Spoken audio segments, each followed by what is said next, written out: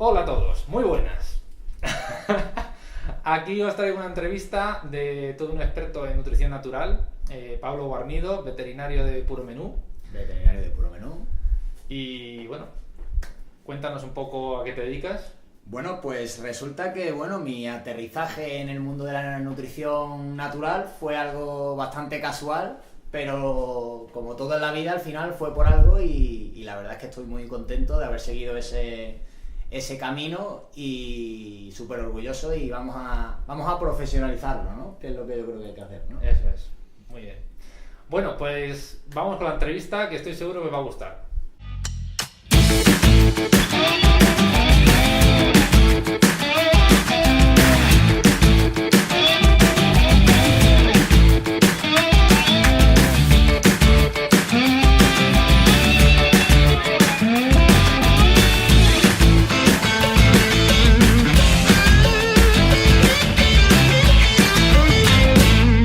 Bueno, Pablo, hay que empezar fuerte la entrevista y esta pregunta antes o después te la tengo que hacer. ¿Por qué crees que todavía un gran número de veterinarios siguen criticando la dieta natural o dieta BARF en estos tiempos, ¿no? No me imagino a ningún nutricionista de humanos recomendando, por ejemplo, dar un batido con todo lo necesario cada día y basarse en argumentos tales como: alimentarte tú mismo necesita conocimientos de nutrición avanzados. No te voy a explicar todo lo que necesitas saber de nutrición para alimentarte correctamente. Bueno, este tema es amplio, donde lo haya. Pues mira, te voy a explicar varias cosas. Resulta que, yo como veterinario, la nutrición, por así decirlo, que estudias, son estándares que vienen sobre todo de NRC, ¿no? Que son de Estados Unidos, o guías de la FDA, de la AFCO, tal, que viene todo de Estados Unidos, ¿no? Entonces la literatura que hay, la que hay en contra o a favor de lo que puede ser el BARF, viene casi todo de Estados Unidos. Menos mal que cada vez más, sobre todo en universidades de Holanda, la de Wageningen, están publicando artículos de BARF, pero la verdad es que hasta ahora viene de Estados Unidos. ¿Y qué quiero decir con eso? Que en Estados Unidos hay muchas más marcas de BARF, entonces se han hecho un montón de análisis a nivel de universidad y se han encontrado las dos vías de ataque, básicamente en estudios científicos contra el BARF, son dietas mal balanceadas, o sea que encuentran deficiencias en calcio, en magnesio y en macrominerales importantes, y es porque hay mucha gente, no sé, los estudios están hechos en Estados Unidos, ¿no? Entonces hay mucha gente allí que por lo visto se ha lanzado a hacer BARF y tal y no ha tenido en cuenta posibles deficiencias nutricionales que hay. Entonces son dietas mal balanceadas. Y luego el otro ataque, básicamente, ya sabes que es el de la Salmonella, Campylobacter, Escherichia coli y todo esto.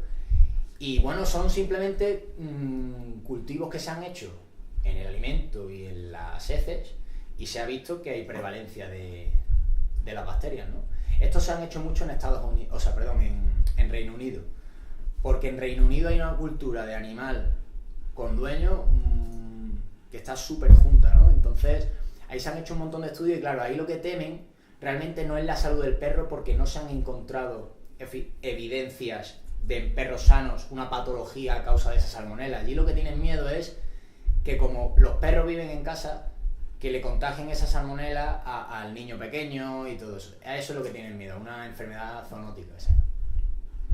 Ese realmente es el problema. Pues entonces, las vías de ataque fundamentalmente son esas. Entonces, como esa es la literatura que se estudia, ¿no? La literatura que tenemos a mano, fundamentalmente ese es el tipo de ataque que se hace. Pero que realmente una dieta bien balanceada y con la seguridad alimentaria que tenemos en Europa, que si no se sabe es importante remarcar que la alimentación de los animales está mucho más regulada que la alimentación humana, incluso. O sea que aquí en Europa pueden existir las toxoinfecciones alimentarias, pero es bastante menos prevalente, ¿sabes? que en otros sitios del mundo. Bueno, otra de las preguntas típicas a la hora de hablar de alimentación natural es sobre los huesos. Hay varios miedos en cuanto a la administración de huesos en la dieta. ¿Qué riesgos reales son importantes tener en cuenta sobre la administración de huesos? Pues mira, en cuanto a la administración de huesos, ¿no?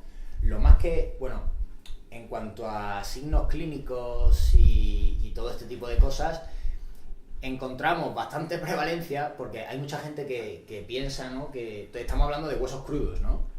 Huesos crudos. Es importante el matiz porque el hueso cocido, aunque lo cuezas, pierde la humedad y sí que es verdad que puedes tener obstrucción intestinal, puedes tener bastantes problemas, ¿no? Entonces el hueso, tal y como se entiende en la dieta BARF, que sería el hueso crudo, sorprendentemente la gente piensa que hay obstrucciones y todo ese tipo de cosas, y lo que se ha encontrado a nivel de clínica es pues algunas pequeñas roturas dentales, ¿sabes?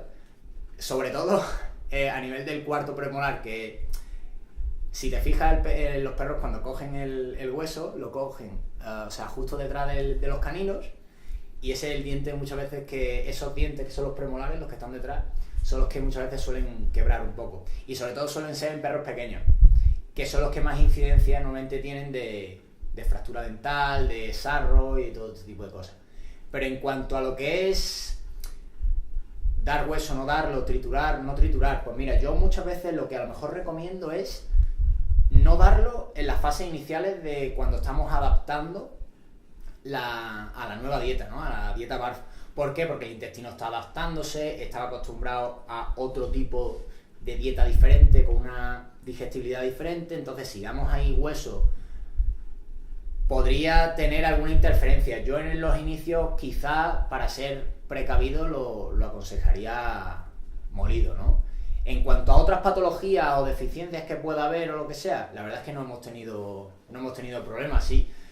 Los problemas fundamentales, y además que es que lo recuerdo cuando estaba en el hospital, era siempre con huesos cocidos, o el típico hueso de pollo, de las alitas del pollo asado, tal, eso el intestino. O sea, eso era siempre. Pero hueso crudo, la verdad es que yo no encuentro patología y no veo mucha prevalencia de obstrucciones y todo ese tipo de cosas. De todos modos, siempre lo digo, el beneficio que puede acarrear dar el hueso entero, darlo triturado, tal, pues quizás para quedarnos tranquilos lo podemos dar triturado, que no hay ningún problema, y si el propietario tiene algún miedo, no hay diferencia así palpable. ¿Qué se puede perder dando el hueso triturado en lugar de un hueso completo? Pues mira, el hueso completo, lo que se podría perder quizás es esa acción de masticación, ese tema que se habla siempre, ¿no?, de la limpieza a nivel dental. Existen algunas publicaciones acerca de el tema de cómo, al ser un comportamiento natural, la sensación, exactamente igual que el rumiante, cuando está rumiando y está tumbado, que tiene sensaciones y a nivel enzimático y a nivel de neurotransmisores se genera como una sensación de bienestar, ¿no?, de felicidad, pues el perro, cuando está escarbando, cuando está con el hueso, genera ese tipo de sensación a nivel neuroendocrino. Pero luego a nivel nutricional, en cuanto a calcio y todo ese tipo de cosas, tampoco nos vamos a perder mucho. Otro de los temas peliagudos de la dieta natural son las bacterias. Tratar técnicamente los alimentos, ya sea con cociéndolos, cocinando, congelando, etcétera, pues reduce el riesgo de bacterias. ¿Qué incidencia tienen estas bacterias, en especial la salmonela, en perros? Vale, pues mira, esto es un tema que siempre digo, ¿vale?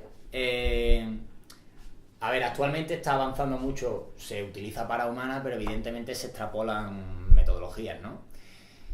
Resulta que existen algunos métodos que son para temas de tratamiento, bueno, tratamiento térmico, hay hasta tratamiento tipo ultravioleta para las comidas crudas, hay un montón de cosas nuevas, ¿no? Pero lo que más se ha estado utilizando ahora ha sido la cocción o bien la congelación, ¿no? La cocción quizás, para el caso que hablábamos antes de los huesos, para perros que han estado un poco inmunocomprometidos, perros que acaban de salir de un cuadro patológico, o perros que se están iniciando, perros o gatos, que se están iniciando en el BARF, pues quizás se podría dar una cocción para eliminar esa bacteria que hay en la materia cárnica o en el alimento, porque ese animal no está acostumbrado, ¿vale? El alimento seco es un alimento prácticamente estéril, porque se le da una temperatura y unas condiciones de presión que eliminan todos los microorganismos. Con lo cual, al dar alimentos con microbiología, una microbiología normal, tenemos que tener en cuenta también que el animal que está acostumbrado a tener una dieta seca, normalmente tiene el pH del estómago un poco más alto, ¿vale?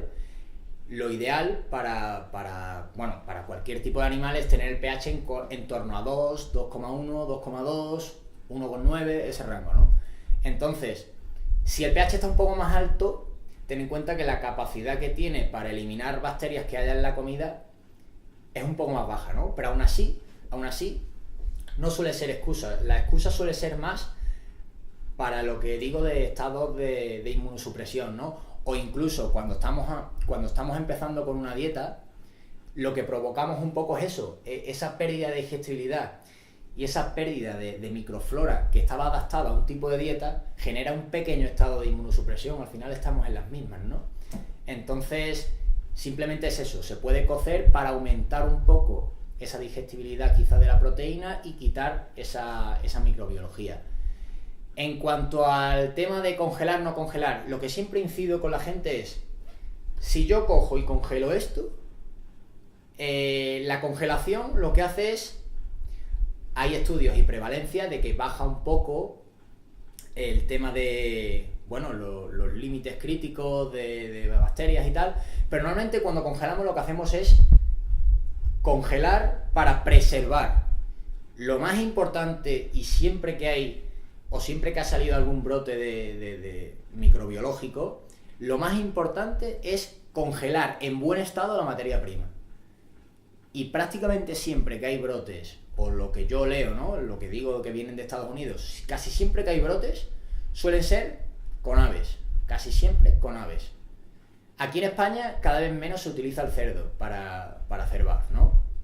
Se puede seguir usando, no hay problema. Pero normalmente la contaminación con Salmonella, Campylobacter y tal suele venir de aves y suele venir no por la congelación, sino normalmente por una congelación tardía. Hemos dejado el producto de ir, quizá no se ha vendido o lo que sea, y una congelación más tardía. Por eso las empresas que hacen bar, pues normalmente pues tenemos ese tipo de riesgo contemplado y vamos directamente a la fuente a procesarlo. En cuanto a los beneficios a nivel de comportamiento, ¿qué datos existen sobre la felicidad de un perro y su alimentación? Datos miles de esto, porque además que es que me hace gracia, porque cada vez más en los congresos, yo también trabajo en nutrición, en temas de rumiantes y tal, y cada vez más se le da importancia a este tipo de cosas, ¿no? Se están haciendo un montón de estudios de la conexión entre la microbiota y la salud mental. Y bueno, lo que puedo decir en este apartado son básicamente varias pautas, ¿no? En primer lugar, el tema de la proteína, los aminoácidos digestibles y la cantidad de aminoácidos y el tipo de aminoácidos que llega, ¿no? Podríamos destacar básicamente el triptófano, que es el que da pie al tema de la serotonina, que todos estamos al corriente, ¿no? De que tiene una implicación en el estado de bienestar, tiene una implicación luego cuando pasa melatonina en el tema del sueño, la relajación. Se han hecho numerosos estudios, pero no solo a nivel perros, se han hecho en lobos, se han hecho en cerdos de producción, en un montón de animales de dietas más inducidas en triptófano, que elevan un montón el nivel, de bienestar, podríamos decir. ¿Y cómo lo han calculado? Pues mira, lo calculan viendo la tasa de agresividad, la tasa de peleas entre los animales, la tasa de competencia yendo al pienso, ¿no? Que ahí siempre se ve. Entonces sí que este tipo de estudios están muy al día, ¿no? Y luego quizá el otro aminoácido que sería la fenilalamina, que da pie a la tirosina, que todos sabemos, ¿no? Que la tirosina tiene implicaciones en el metabolismo, pero también la tirosina tiene implicaciones, aparte de otras funciones como la regulación del apetito y tal, tiene implicaciones también en el estado de bienestar, y también se han hecho estudios iguales que los otros, y muchas veces lo que hacen es hacer una simbiosis entre los dos. El tema de aminoácidos es importante. Luego, en cuanto a grasas, podríamos decir que el omega 3 es muy importante, ¿no? Los ácidos grasos poliinsaturados, porque todas las membranas del cuerpo tienen ácidos grasos en lo que es su pared, su membrana, por así decirlo. Entonces es muy importante para la conexión entre las células, para el sistema nervioso, para el sistema articular. O sea, el omega 3 la verdad es que es genial, para lo pongas donde lo pongas. Y por último estos artículos son más recientes y esto es un poco más peliagudo, que es el tema de los carbohidratos. Hay dos vertientes. Una serían los carbohidratos de rápida absorción, ¿no? Los azúcares o quizá un carbohidrato procesado que tiene el almidón más digestible. Este tipo de carbohidratos, igual que nos pasa a nosotros, cuando lo ingerimos, sube el pico de la insulina para meter esa glucosa a nivel celular y luego baja, ¿no? Pues hay un montón de publicaciones en las que esa bajada de insulina provoca, por ejemplo, el tema del triptófano, que no pase a serotonina.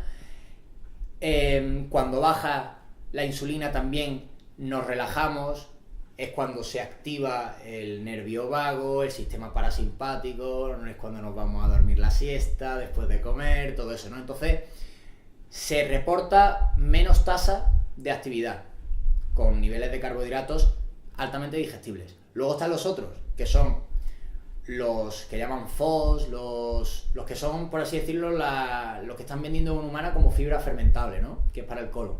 Ese tipo de carbohidratos que da lugar en el intestino grueso a ácidos grasos volátiles, ese tipo de carbohidratos es el que están haciendo ahora tantos estudios de la conexión, en humana también, que son los que más me gustan, de la conexión de la microbiota con el tema de neurotransmisores, acetilcolina y en definitiva de comportamiento, ¿no? También de mayor tasa de actividad y un montón de cosas. Estos experimentos lo empezaron a hacer en ratas y vieron que tenían hasta mayores tasas de aprendizaje. Pues tú sabes los laberintos que le ponen, ¿no? Para aprender y tal. Y la verdad es que una pasada. Así que tenemos bastantes armas para combatir el tema del comportamiento. Bueno, pues muchas gracias por la entrevista, a mí me ha encantado y espero que os haya gustado. Pues muchas gracias a ti. Hasta otra. Chao.